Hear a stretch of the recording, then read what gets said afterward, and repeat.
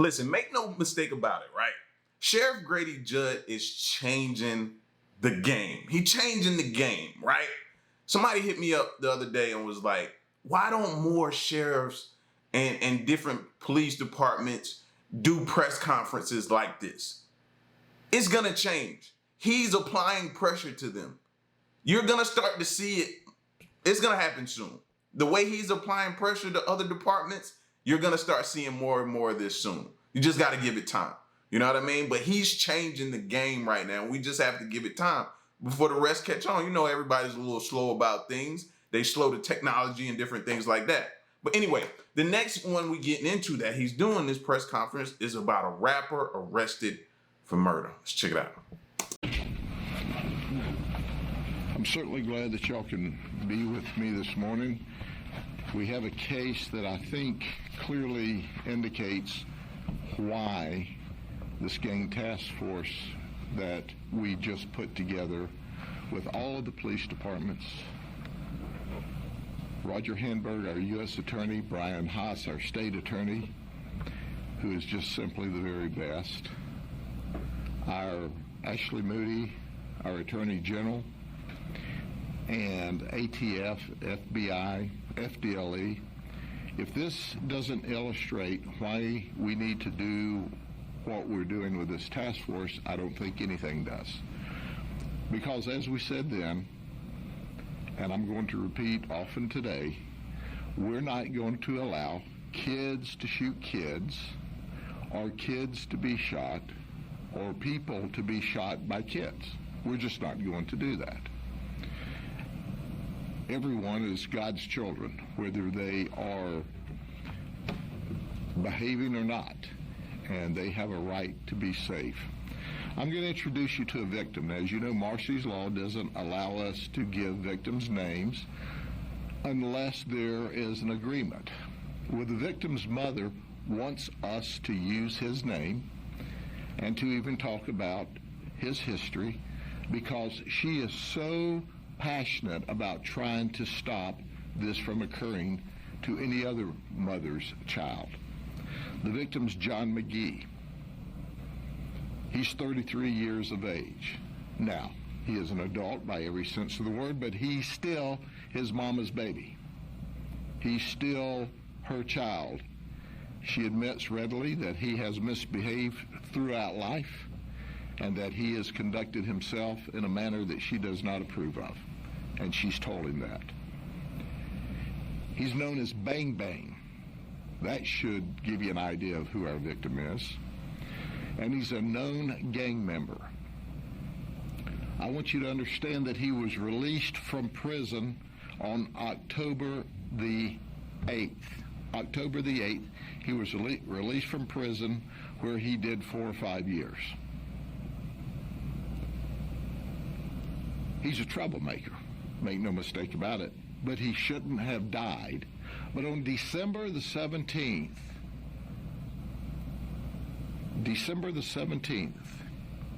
just more than 2 months after he was released from prison, he was shot in the back.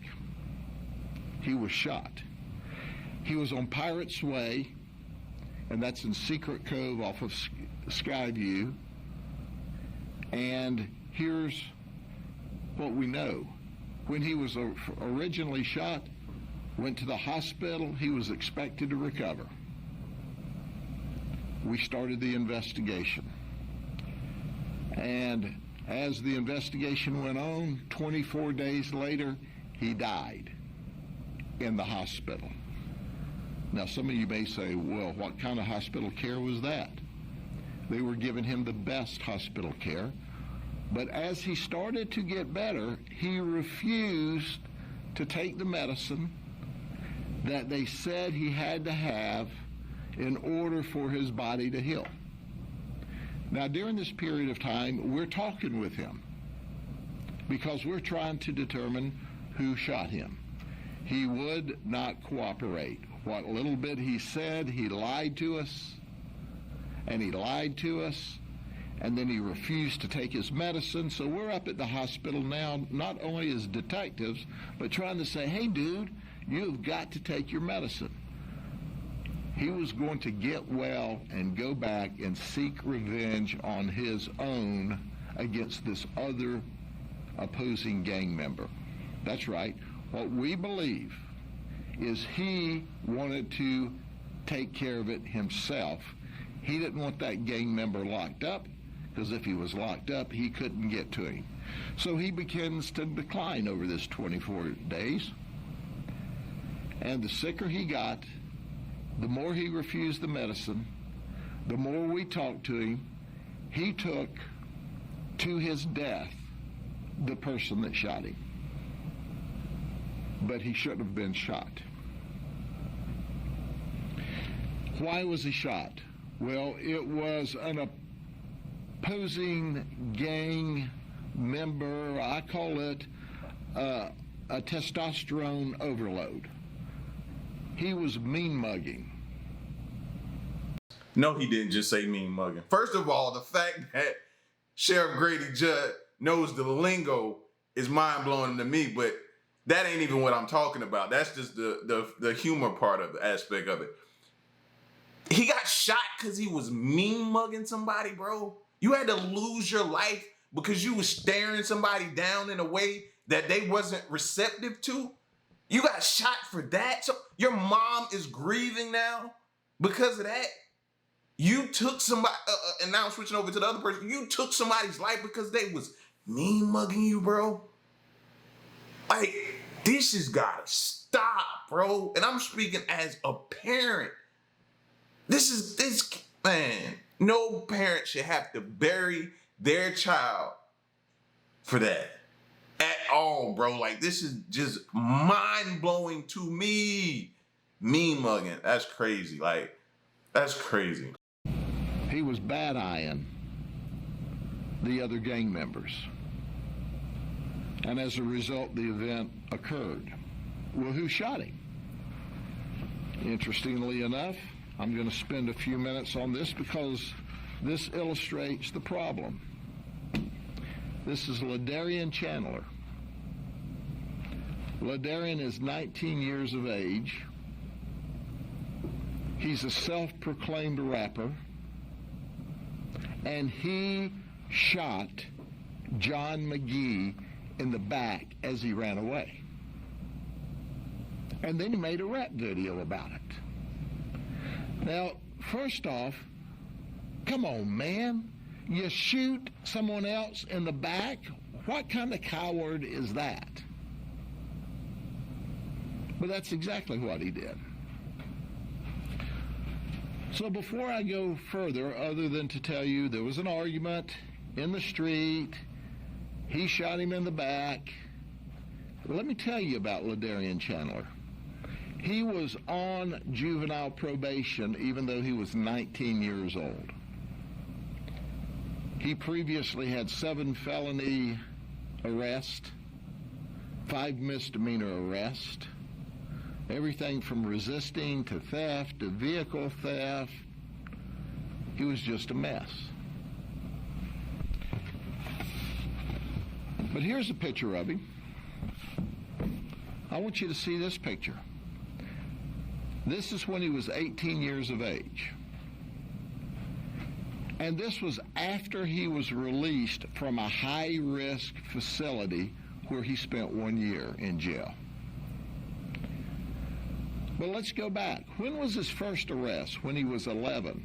Then he was arrested when he was 13, 14, 15, and 15, and 17.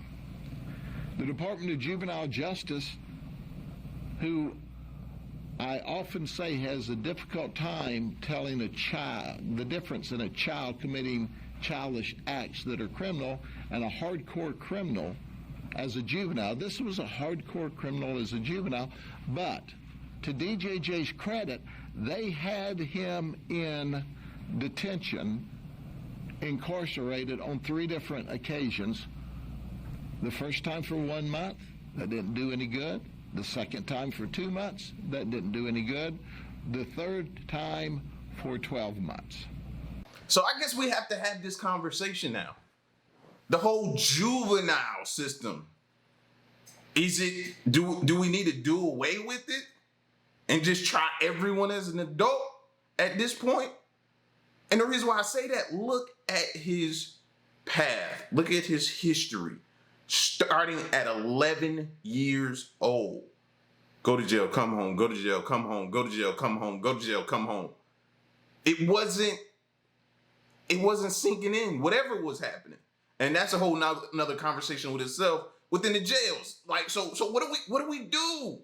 How do we present a parent from losing their kid when we have another person here that's consistently showing that they just don't care about their life, and they definitely don't care about yours? So what is there what do we do? How do we stop it? I'm so sick of hearing we gotta stop the gun violence. We gotta stop it. I'm sick of hearing it because I hear it so much. What do we do to stop it? The talk, it ain't working. That didn't do any good. This photograph was taken within a day or two or a week after he was released from his third stint in lockup. He never learned. Not only that, 32 days later, after this photo, that's when he shot John McGee. 32 days later. Did I mention that this bad-looking dude, and he was bad and mean in the streets when he had a gun, because he would point it, he would threaten, he would shoot. This is only the times we know about. We don't know about the drive-bys and the shootings that never got reported to us, because a lot of times they don't talk. Most times they don't talk. We don't know about all of those times, but what we know is despite the juvenile justice system effort to the contrary, this is what he looked like the week after he was released, and 32 days later he shoots John McGee, who subsequently dies. Now, let me give you some background.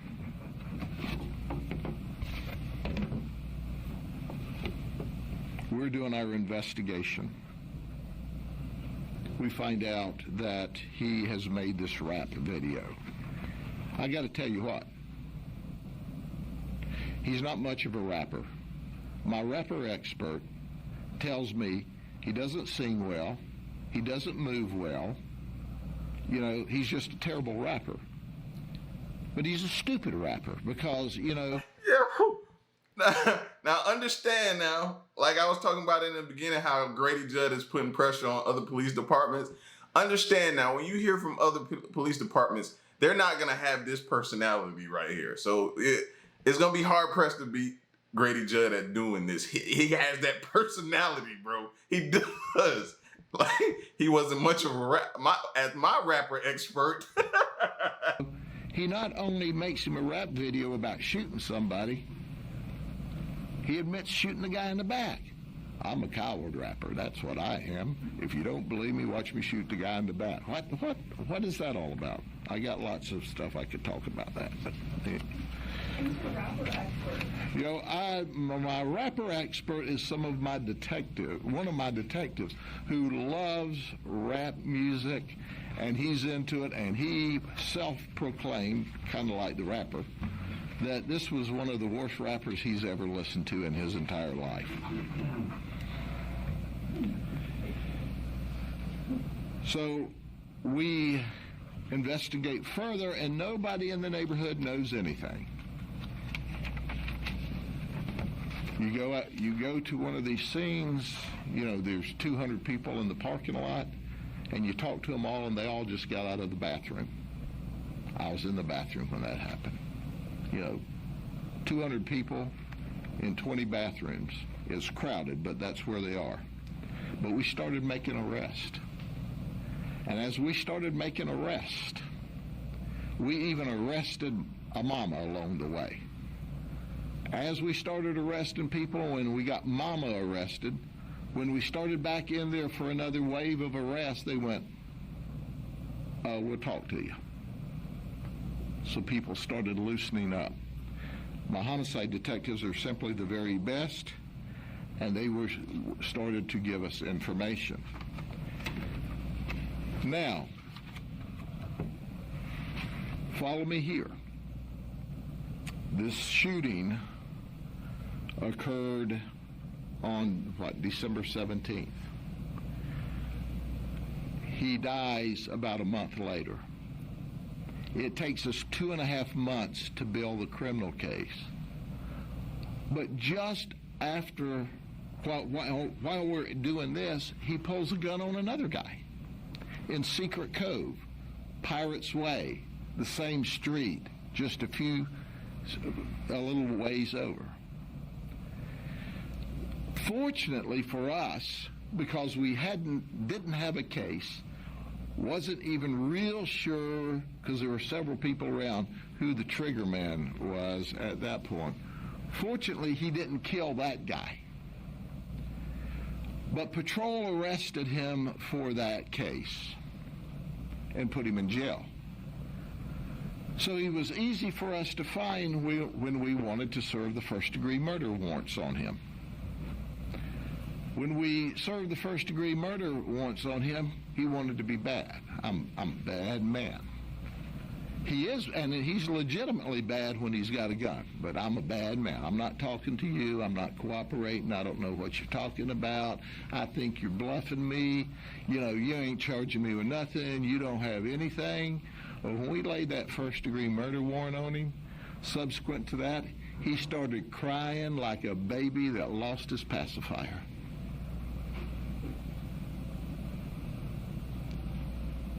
And ostensibly, his gun was his pacifier. He bragged that he carried a gun all the time and he would shoot his rivals. Now, he didn't call them rivals, but you'll have to listen to the video and add your own words, because we've blanked out some inappropriate words that he used. But now he's charged with first-degree murder. So I ask you this. He had to be cool. He had to make his rap videos. He sent this out for other kids to see. And that's what's happening in this rap world today. That's why we have these drive-by shootings. That's why we have these kids ganging up in their individual gangs. Then they don't talk to us, because they're going to go back and revenge the conduct themselves. While this shooting's taking place, and we're dealing with this, and there's a shooting in Lakeland where 11 are shot, and we're dealing with the one in Lake Wells, where a 12 and a 14-year-old and a 19-year-old girls are shot in 2 different houses, asleep in the middle of the night, and one gangster shoots and kills another gangster in Poinciana. You go, my gosh, what's the matter here? Despite that, our crime's at a 51-year low. Despite that, our violent crime went down last year. So what I'm saying is this does not represent the overall crime picture. This represents a very violent, dangerous group, small group of gangsters that are shooting at each other, and they're young. So look at this kid. He's 19. He's going to prison for the rest of his life. And I want all you cool dudes to think about this. While you're watching your gangster rap and you're looking for a stolen gun and you're shooting at your buddies and your buddy's house and your buddy's car, when you're shooting, this guy thought he was going to be you, or you're going to be him, and now he's going to prison for the rest of his life upon conviction. Plus his other aggravated assault charge in possession of a firearm by a convicted juvenile. He's not even supposed to have a gun at all.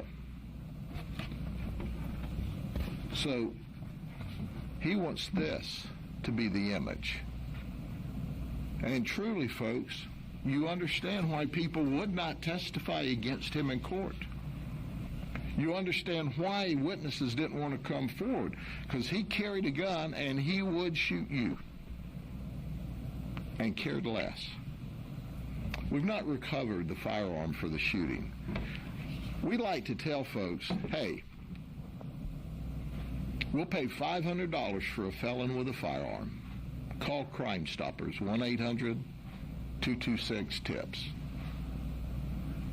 But we want the gun.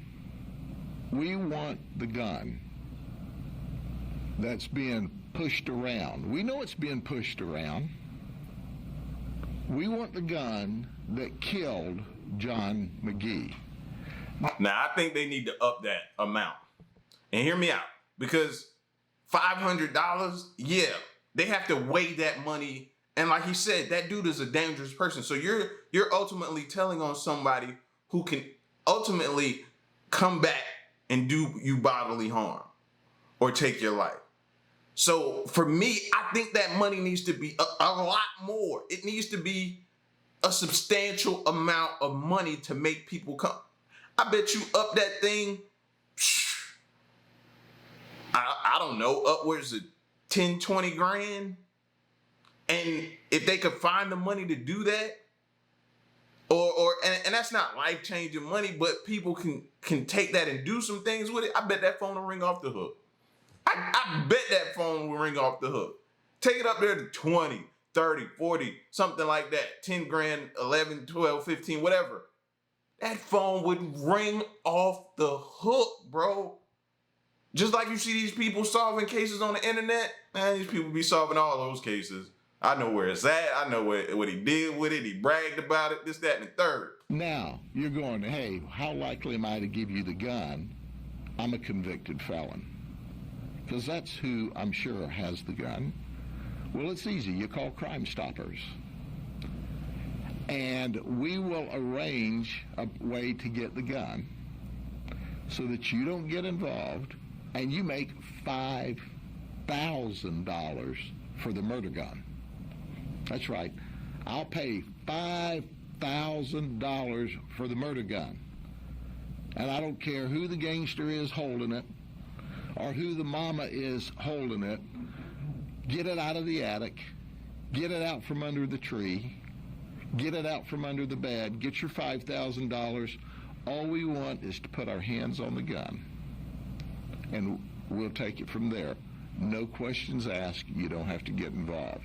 And any other gangsters, felons with guns, you call in, we take them off.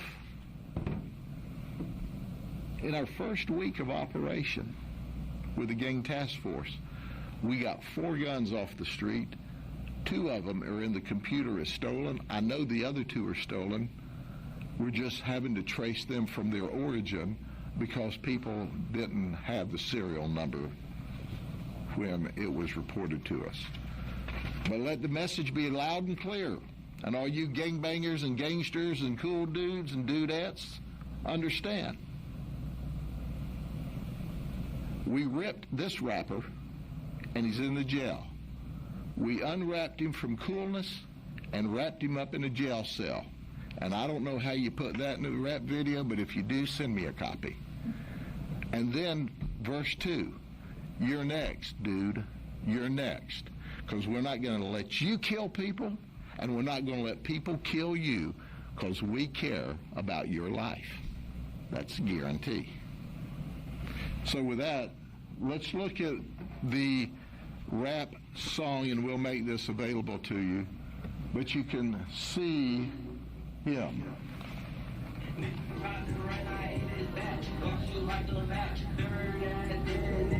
Tried to run, I hit his back, though I shoot like a Mac. Like, I don't understand it. You just pretty much just, yeah, you indicted yourself.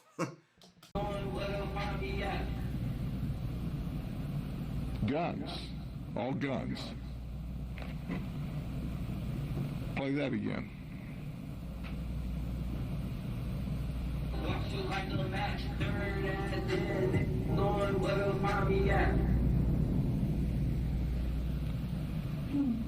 Bragging about it. Any questions?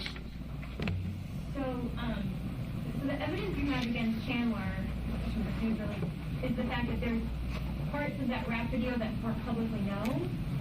That's part of the video. At the time he made that video, only the shooter would have known he shot the guy in the back.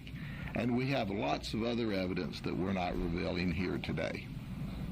And then another question, just it strikes me that the victim had a mother who cared about him, didn't want him in that life anymore, and you have this 19-year-old kid who's young.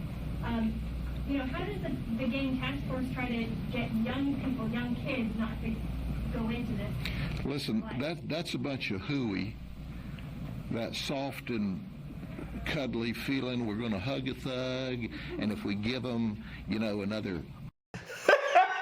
Hug a thug? I ain't never heard that one before. He said we gonna hug a thug. What?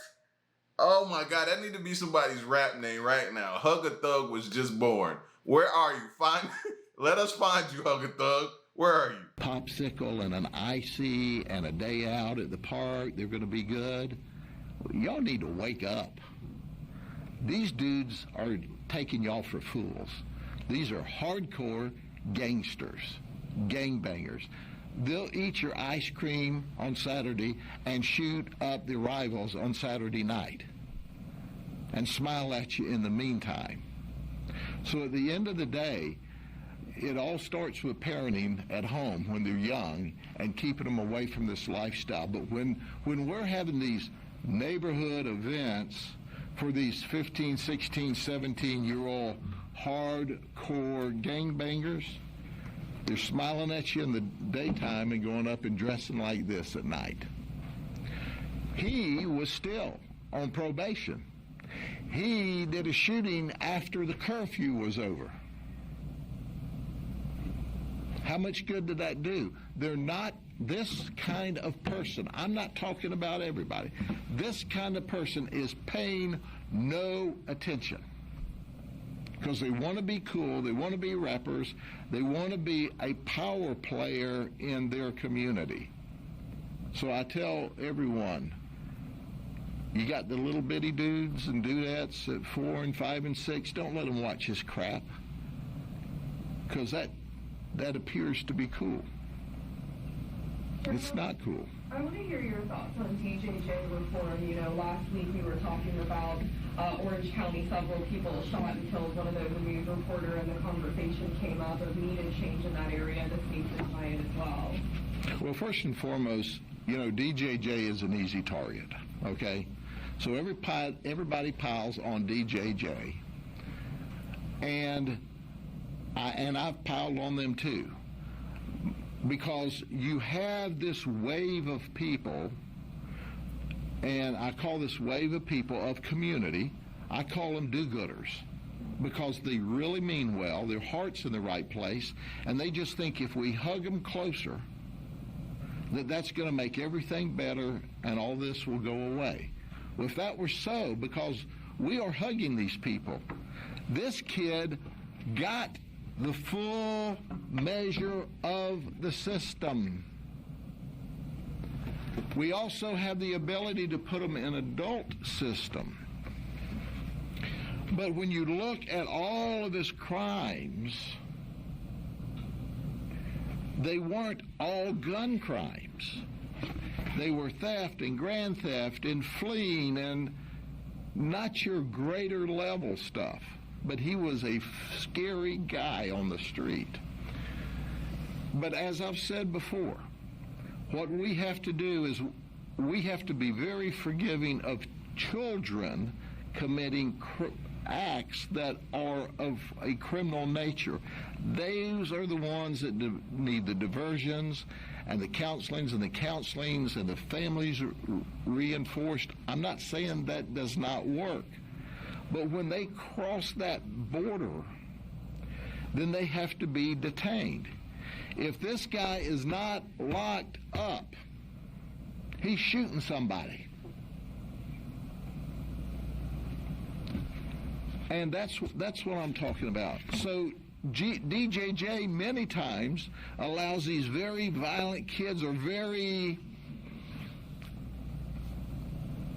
outlandish, out of control criminal kids. They don't all have to be violent crimes. They don't sometimes tell the difference between a child doing a childish act that's criminal and a hardcore criminal who happens to be under the age of 18. This was a hardcore criminal under the age of 18. But if you look, our state attorney is great about filing adult charges, but he just meandered through the system and never got above what should have been controllable. And the system with him detained him for 1 month, and then 2 months, and then 1 year. What would have happened if we'd had started out with a year program and then went to another year program and then went to another year program? You see, he might not have been out to commit this crime, because you can still be held under juvenile sanctions up until the age of 24. But now he gets out at 18. He does not have a high school education. He has no proclivity to work, because he's just going to do rap videos and sell dope on the street corner and run with the dudes and be cool. And now he's facing the rest of his life. Now, I can go back sociologically and say, well, what environment did he have when he was 2 and 3 and he was 4 and he was 10 and he was 12? And I'm not saying that doesn't need to happen to try to stop it in advance. I'm not against that. But when he got to this level, he ain't eating no more ice cream with y'all. I'm just telling you. He's not eating any more ice cream with you. But he's still a 19-year-old kid that now has taken a life. And that's why Mrs. McGee, or John McGee's mama, allowed us to use his name. She said, I don't want any more mamas to lose their children. And I'm appreciative of her, and I'm sorry for her. I'm sorry for this kid's mama. But she's thuggish too, if this is, or either the friend's mama's thuggish, I forget which one of them. But when you raise your kid, or don't raise your kid, the streets will raise your kid. But it'll be violent.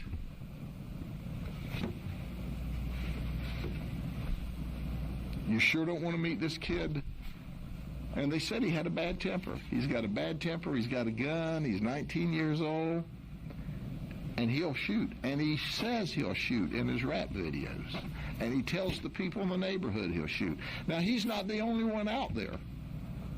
That's why we got this gang task force. Is it a large population of people? Not yet, and we're not going to let it get that way. But the reality of it is, this guy should not be in a position to have to be in jail for the rest of his life. But I guarantee you this, you let him out, he's going to get him a gun the next week and take pictures of himself and post it while he's on probation. Then he's going to go out after curfew. Anything else? I think I've clearly communicated the problem here. And I hope to the gangsters I've clearly communicated our answer. So if you're smart, you go get you some ice cream on Saturday when they want to give you ice cream, and you won't thug up and start shooting people Saturday night. Thank you very much. Hey, listen, man. I agree, bro. It's to the point to where now I don't like to go to certain areas that I used to love to go sit down and eat and go out or do different things and have outings with the wife or the kids in fear of something going down. And that's crazy to me. But that's the world we live in right now. I guarantee you it's an area where you live where you probably used to go all the time. You're like, man, it's gotten bad down there now. I'd rather not even go down there no more, man. It used to be fun down there. We used to go to this restaurant, this place, go there, have a good time, come home, not having to worry about somebody shooting, not having to worry about your car getting broke into, not having to worry about none of that. But now you can't go there. And it's for reasons such as this. So, I mean, something got to happen.